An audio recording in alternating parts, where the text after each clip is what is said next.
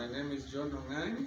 I'm a student at Ongany University, taking Master of Education, and I'm specializing in an area of assessment, measurement, and evaluation. And my main aim of being here today is I want to share with you about developing an online test online.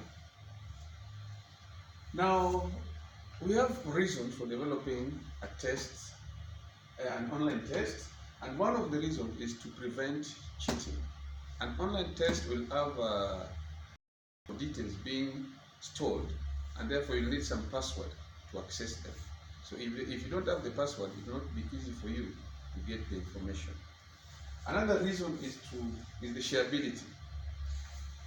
A test that has been developed online can be shared among very many people.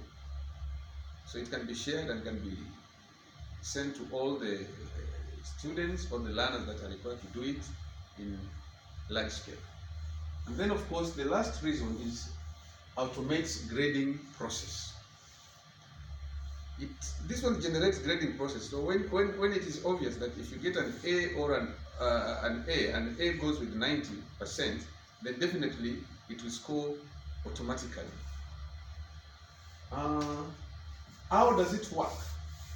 Now we're going to look at the steps to developing online tests. One of the first steps is to create the questions.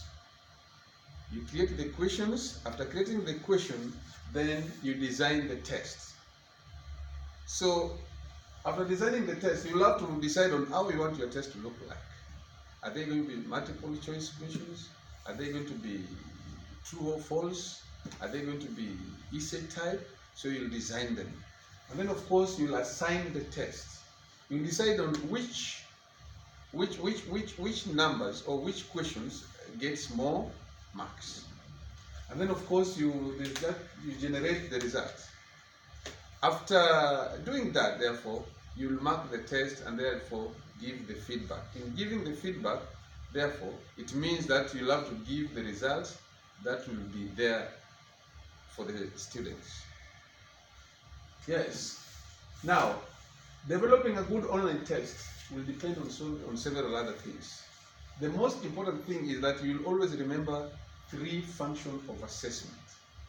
And these 3 functions of assessment can be well understood if you look at the assessment for learning, assessment as learning, and assessment of learning, which of course can be put in a simpler way, in a layman's language, that assessment that is done before learning, assessment that is done during learning, and then assessment that is done after learning.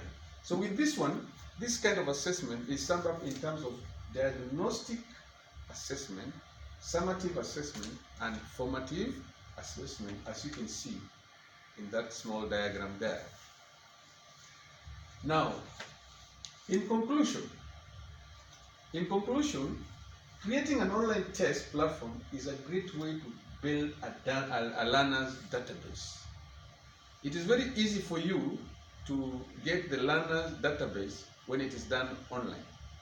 Just like I said earlier on, most of the learner's details will be stored in a computer, and therefore you can put a lot of them in one file, and therefore it's easy to access them whenever you need them. And of course, there's also security.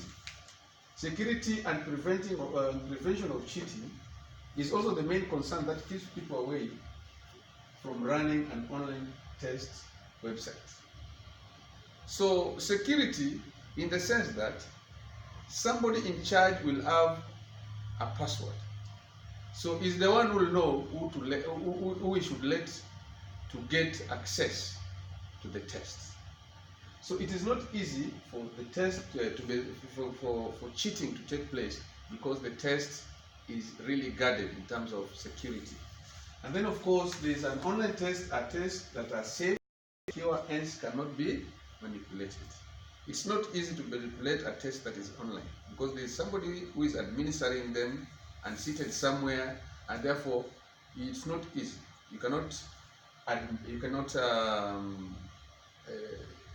distort, or you cannot change any detail of the test. Otherwise, I want to thank you for listening to me, and thank you very much for taking the time.